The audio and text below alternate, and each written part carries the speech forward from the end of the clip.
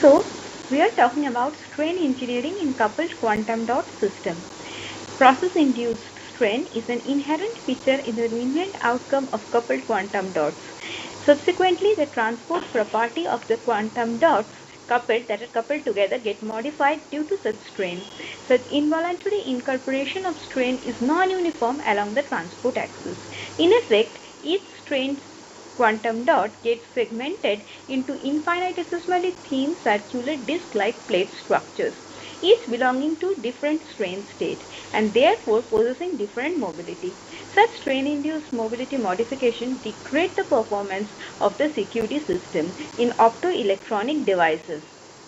Therefore, this study designs a unique process-induced strain engineering approach that facilitates uniform mobility by including or inducing optimal strain of suitable nature in the respective quantum dots. Such strain engineering depends on the relative ratio of the diameters of the two quantum dots, and the analysis commences with CDS ZNSE coupled quantum dot system. To decipher the impact of relative sizes of the dot, three cases have been considered, namely 1:1, that is the dots are equal sized, 2:1, that is the CDS dot is twice the size of the ZNSE1, and 3:1, that is the CDS dot is thrice the size of the ZNSE quantum dot. However, the resultant strain induced in all such cases does not prove to be beneficial. Subsequently, the second part of this research has been dedicated to CDSE ZNS CQD systems.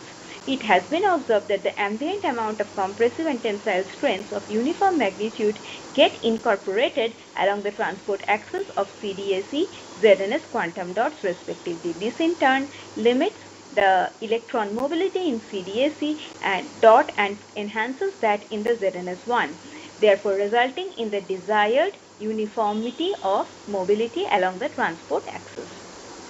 Right. So, as we have already explained, we have taken up a quantum dot system, coupled quantum dot system,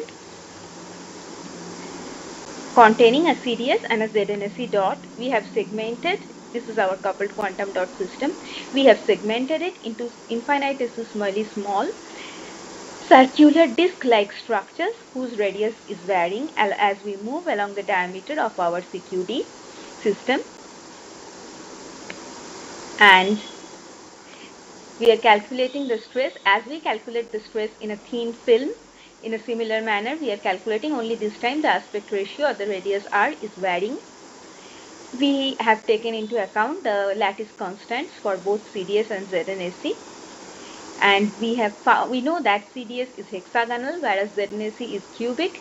Therefore, we take the hexagonal CDS crystal to form projections on a cubic plane, and then we use those projections for our lattice mismatch estimation.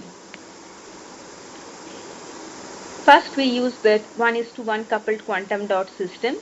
We calculate the strain at various points inside the dot or inside the dot system.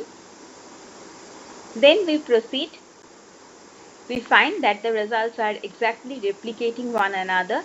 Like the x component, if the x component is negative in the CDS, it's positive in the ZNSE dot. The y component, if it is positive, by that amount it is negative in the ZNSE dot. Same for the z component, which is quite natural because one dot is experiencing compressive strain and the other is experiencing tensile strain due to the presence of the other dot. Then distance from the axis and the trace value of the strain has been plotted. It has been calibrated by using ANSYS multiphysics software and experiment as well. Then we have considered the 2:1 system where the CDS is twice that of the ZNSE. Finally, we have considered 3:1 system where the CDS dot is thrice that of the ZNSE1. As a result of this, we have found that no such performance enhancement occurs if we consider CDS and ZNSE dots. Therefore, we have swapped the combination of the materials, that is, we have used CDSE quantum dot and ZNS quantum dot to couple together.